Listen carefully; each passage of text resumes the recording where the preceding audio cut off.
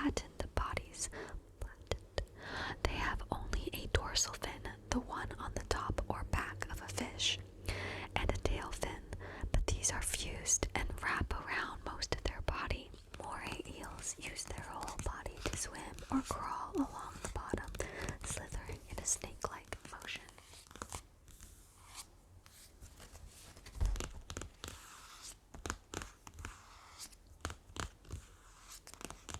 Because of their unique shape and swimming style, moray eels are the only fish that is able to swim both forward and backward. They don't beep while backing up into their caves, sadly. Can you imagine them just going beep, beep, beep, beep? I guess it's more like beep, beep, beep. Anyway, moray eels typically only leave their caves at night. When they go out on a hunt for, well, most anything they can find. Moray eels eat whatever kind of fish they can swallow or tear apart, as well as crabs and octopuses. They rely heavily on their keen sense of smell to find food in the darkness. There aren't many sea creatures that would challenge this snaky swimmer for a meal, but some big fish like groupers and barracuda do tangle with or get tangled up with moray eels. Waves of nausea, gross facts. No scales on this fish. Moray eels have smooth, dark brown-gray skin, which is covered in yellow protective mucus. This combination of colors makes the eels look green. Gotta love some fashionable protective slime. Moray eels have two sets of jaws. The teeth around the mouth are used to grab onto food, while a second set of teeth inside the throat extends out and takes a bite. You can see.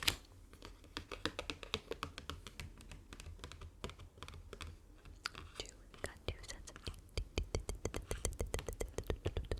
Two sets of teeth.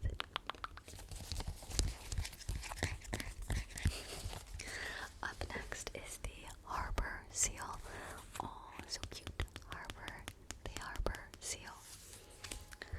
They are found on coastal habitats and can grow to be 6 feet long, but females are usually smaller. They are smaller. What's that giant gray banana out on the rocks? It's a seal. Harbor seals like to haul themselves out of the ocean onto rocks, beaches, and sea ice.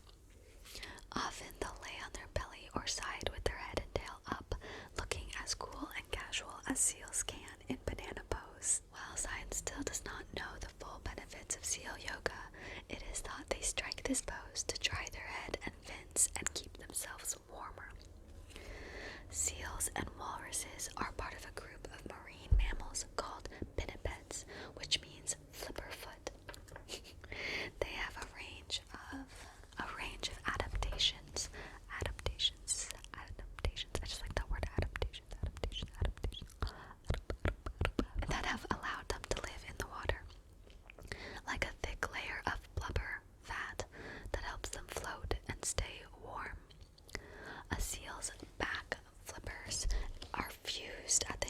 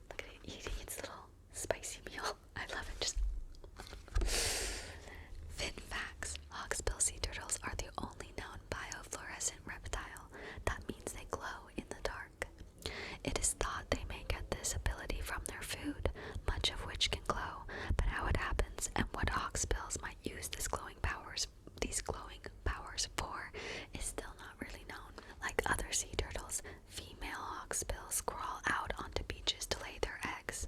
They use their back flippers to dig a hole in which they usually lay between 130 and 160 eggs. Baby hawksbills have a dangerous crawl from the sand where they hatch to the sea. It's a life or death scramble to avoid predators. The vulnerable babies follow the light of the moon reflected off the ocean surface, but unfortunately can get distracted by the lights that we humans put near beaches. Not good. Fragile futures to sell the shell. Hawksbill sea turtles are critically endangered. They have been hunted for their meat, even though it can be poisonous, and their shells, which were popular for making crafts. People are working to protect these turtles now, but their recovery has been slow. That's too bad. That is too bad.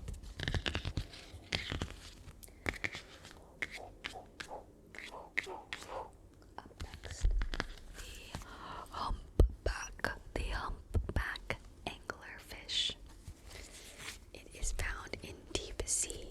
Females grow up to 7 inches, that's 17.8 centimeters long, while males only grow up to 1 inch or 2.5 centimeters long. So tiny. The anglerfish is a fish that fishes for fish. That's right, you heard me, it fishes for fish. They have a movable rod on the top of their head with a bulb on the end called a lure that lights up. The lure's bioluminescence, its light, is made by symbiotic bacteria that live inside it. In the deep, dark waters of the bathypelagic depth zone, any sort of light might be food, so many creatures are attracted to light. The anglerfish sits and waits, drawing in creatures with the light and movement of its lure.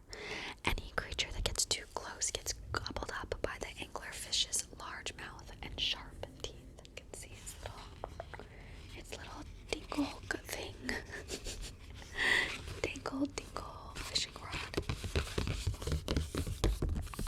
I saw this guy in Finding Nemo. He was fantastic. The anglerfish you usually see in photos and illustrations is the female of the species. I'm sorry, she was fantastic. She was a fantastic actress. Male anglerfish are much smaller than females.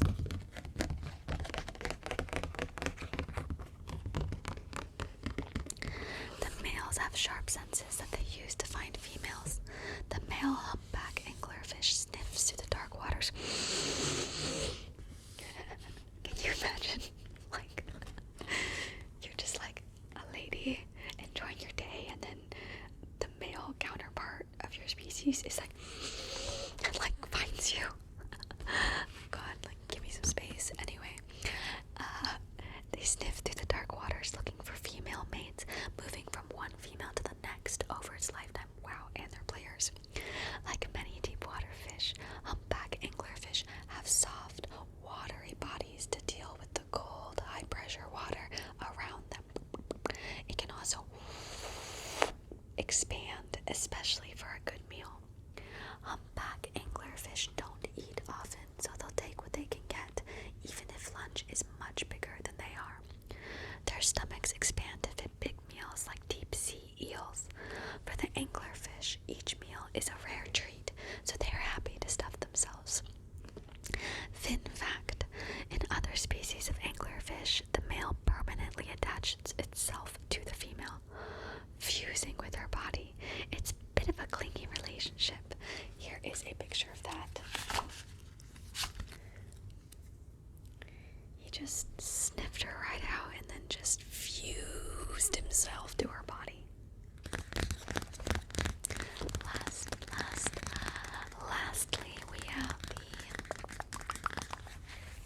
Leopard Sea Cucumber, which is found in sands near coral reefs and can grow up to 2 feet. That's 61 centimeters long.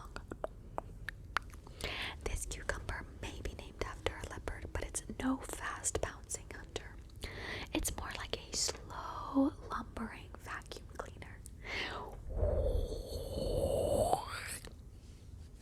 The leopard sea cucumber spends its time scrounging for small particles of food on the seafloor.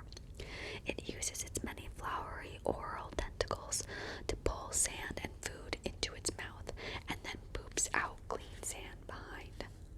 That's a talent. Sea cucumbers are relatives of sea stars and urchins, although they lack the fancy arms and long spines of their cousins. You can see it. They are just one big tube of an animal, mouth at the front and butt at the back, as it should be. They walk on tubes too, rows of tiny tube feet. These feet are like long water balloons with a sticky pad at the end. They inflate their feet with water and stick them to the ground to sluggishly pull themselves along the seafloor. They probably shouldn't be your first choice for fast carpet cleaning.